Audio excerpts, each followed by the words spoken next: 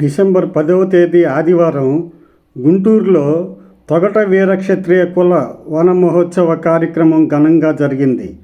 ఈ కార్యక్రమానికి శ్రీ దివ్య జ్ఞానానందగిరి స్వామి ప్రత్యేక ఆహ్వానితులుగా విచ్చేశారు. ఈ సందర్భంగా జరిగిన సభలో చెలిమి విజన్ పతాకంపై డాక్టర్ పిఎం సుందర్రావు స్వీయ నిర్మాణ దర్శకత్వంలో రూపొందుతున్న శ్రీ చౌడేశ్వరీ దేవి మహిమలు సినిమా పోస్టర్ డిజైన్ను స్వామీజీ ఆవిష్కరించారు.